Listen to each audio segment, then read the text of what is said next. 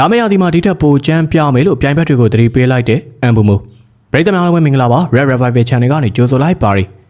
ရာသီပွဲစဉ်ပြီးမှတော့ Manchester United ရဲ့တိုက်စစ်ကစားသမားတစ်ကြီး Bryan Mbeumo တယောက်သူ့ရဲ့ Instagram စာမျက်နှာပေါ်မှာတရားစီလုံး United ကိုလောင်ပြောင်ခြင်းနေကြတဲ့ပြိုင်ဘက်19သင်းလုံးကိုသွေးပြက်ရင်တုံသွားစီမဲ့မဟာသတိပေးစာကြီးတစ်စောင်ကိုချပြလိုက်ပြီးဖြစ်ပါတယ်။ Mbeumo ဟာတရားစီမှာ United နဲ့တူတောက်ပခဲ့ပါတယ်။လီဂို19သွင်းယူနိုင်ခဲ့ပါတယ်။ဒါပေမဲ့သူကုန်ယူနေတာကအဲ့ဒါတွေတခုမှမဟုတ်ပါဘူး။ Brighton ရဲ့ပွဲမှာဒေါ်ကူရဲ့ဂိုးအတွက်တောင်းငံဘောကနေဂိုးဖန်တီးမှုပြုလုပ်ပေးခဲ့တဲ့ Bruno Fernandes ကိုဖြစ်ပါတယ်။အဲဒီဂိုးဖန်တီးမှုတစ်ကြိမ်ကြောင့် Bruno ဟာတရားစီအတွင်းဂိုးဖန်တီးမှု20ကြိမ်ထိရရှိသွားခဲ့ပြီး Kevin De Bruyne နဲ့ Thierry Henry တို့ရဲ့အကြိမ်20ဆန်ချိန်ကိုလှလှပပကြီးရိုက်ချိုးပြလိုက်ပြီးလည်းဖြစ်ပါတယ်။ဒီပုံမှာ Mbeumo ကလည်းကပရင်ကြီးအတွက်အတော်လေးကိုဂုဏ်ယူနေပါတယ်။ဒီလောက်နဲ့မပြီးသေးပါဘူး။ Much more to come ဆိုပြီးတော့လည်း Mbeumo ကကြွေးကြော်ထားပါသေးတယ်။ Mbeumo ရဲ့ဒီစကားလုံးတွေကပြိုင်ဘက်ပရိသတ်တွေတော်တော်ရင်ဝါကိုခြေထောက်နဲ့အချက်ပေါင်းများစွာအကန်ခံလိုက်ရတယ်လို့မျိုးတေမင်းတမန်သတိပေးတန်ကြီးဖြစ်လာခဲ့ပါပြီ။ဟာဒီကောင်လေးက United မှာပထမဆုံးနှစ်တင်19သွင်းသွားတာဒါရင်အားများသေးပဲနောက်ရသည်ကြရင်တလီလုံးကိုမီးဟုံးတောက်အောင်ထပ်ပြီးဘုံနိုင်ကျဲတောင်းချမ်းအောင်မယ်လို့ကြုံဝါနေတာပဲဆိုပြီးပြိုင်ဘက်တွေခင်ဗျာဒူးတွေတောင်တုံနေလောက်ကြပါပြီ။လာမယ့်ရာသီမှာ United က Premier League ရော Champions League ရောကန်ရတော့မှာဖြစ်သလိုအသင်းကြီးတွေအားလုံးကိုကပိုက်ထဲကိုကောက်ထည့်ပြလိုက်တဲ့ကားရက်ကလေ